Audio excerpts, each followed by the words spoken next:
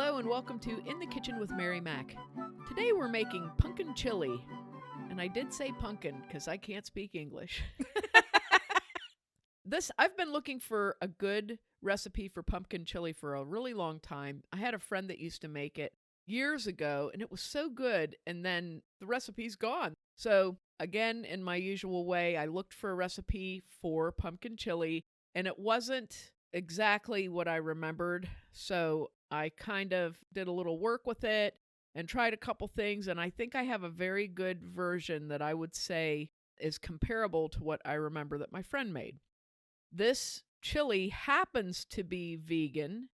There's no meat in it and no dairy in it, but it is the way that it is. I feel like I have to say that because sometimes, people think you veganize everything. Yeah, it's not a substitute recipe. Right. Like when we did the 5-can chili with Right. yams or meat. This is just the way it is. This is the way this recipe is. I was thinking this would be so good for your Thanksgiving meal if you wanted to have a soup at your Thanksgiving meal. It's really good. It's very flavorful. And a small cup of it would be, it's so flavorful that a small cup of it would be very enjoyable with your dinner. I thought that might be a good idea, but you can do whatever you want to with it. I'm just offering a suggestion. So this is what you'll need. Now, first, you're going to need a raw butternut squash because we're going to use cubed squash in this. So you'll need 1.5 to 2 cups of butternut squash cubed, and I'll tell you how to do that when we get to the prep part. You'll need 2 tablespoons of olive oil, 1 large onion chopped, 1 yellow bell pepper cleaned and chopped, 3 cloves of garlic minced, or 1 tablespoon of jarred minced garlic, like you can buy in your produce section. They sell jarred minced garlic. I use that a lot in my recipes instead of fresh garlic, but either 3 cloves of fresh or, like I said, a tablespoon of the jarred minced garlic. 2 15-ounce cans of black beans, drained and rinsed. 1 15-ounce can of pumpkin solid pack. It won't have any spices or anything in it, just regular old pumpkin. 1 14.5-ounce can of diced tomatoes, and you can either do the Mexican style, which have jalapeno and different spices in them, or you can do I can't think of that other brand. People make salsa with it all the time, but it's diced tomatoes and green chilies. So you can get those in different heat levels. So choose whichever heat level you like. I had the pretty warm ones with jalapenos in them, and it was really good. 3 tablespoons of vegetable broth, or my new favorite thing, Gia Russa vegetable soup base, which mixes a teaspoon to a cup to make soup broth or regular broth, and it is good. It's so flavorful. It's just amazingly good. So I highly recommend it. But 3 cups of either vegetable broth or the Gia Russa vegetable soup base mixed up.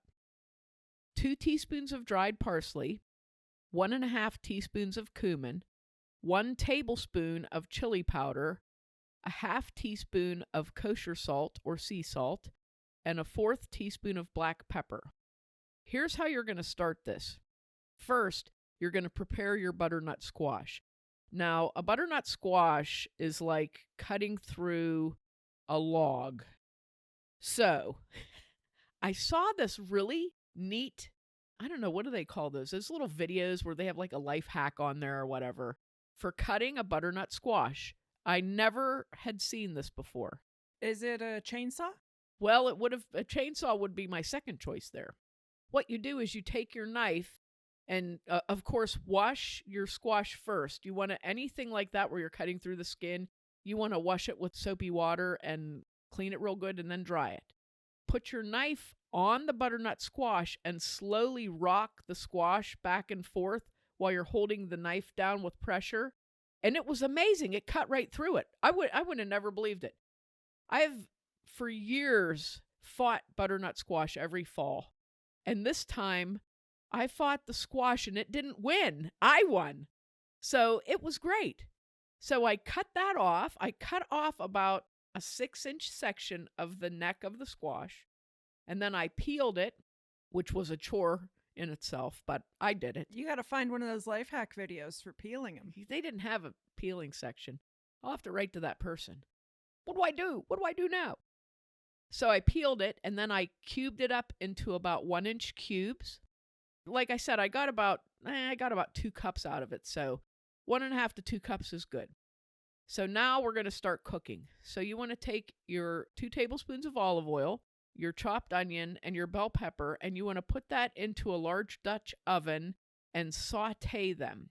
You don't really want to brown them up, but you want to go until like the onion is clear.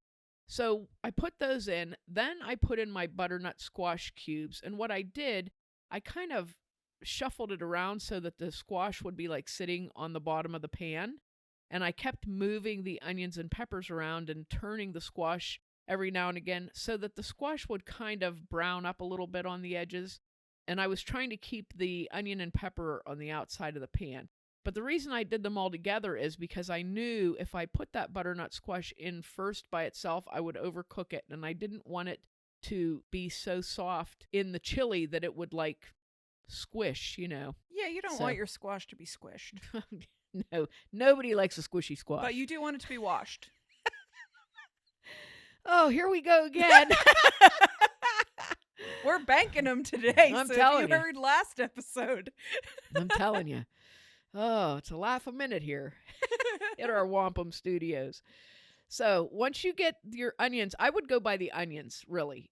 Once you get your onions to where they're starting to become translucent, then what you want to do is add the salt, pepper, and minced garlic. Stir that around until everything is blended, and you want to heat that garlic up a little bit. You don't want to burn it or anything or brown it, but you just want to warm it up in there. Then add your vegetable broth. Stir that, blend it well. Now add your black beans, tomatoes, and the canned pumpkin. And that canned pumpkin is kind of like solid when it comes out. So you're almost having to fold that in. And once you get that folded in and everything's mixed pretty well, now you're going to season that with your parsley, cumin, chili powder, and stir that up. Get it to a simmer, and you're going to simmer this for 1.5 to 2 hours. I would say probably closer to 1.5 is good. Or once you get it mixed up and you bring it to a simmer, you can put that into a crock pot and cook it on low for 4 to 5 hours. So if you want to, this is something that you could prep actually and put it into your crock pot in the morning before you go to work. Or you could prep it the night before, bring it to a simmer, put it in your crock pot container and put that in your refrigerator. And then the next morning, set it up in your crock pot, put it on low, and let it cook all day. This is a really good chili. It's very savory. It has such a good chili flavor. And like I said, depending upon the heat of those tomatoes and what you put in, you can make it pretty warm. You can add more chili powder if you like. You can add more any spice more that you like. It's really rich because I think it's the pumpkin in there because it's thickening the broth. And it's just a very rich and very good chili. Serve this with some cornbread and you have dinner. I think you'll really enjoy this. If you like fall flavored things, I think you'll really enjoy this chili. Make sure to check us out online on Facebook and Threads at Mary Mac Bakehouse, on Instagram at Mary Mac Bakehouse and Mary Mac Podcast, and on our website, marymacpodcast.com. Thanks a lot for listening if you did, and if you didn't, too bad for you.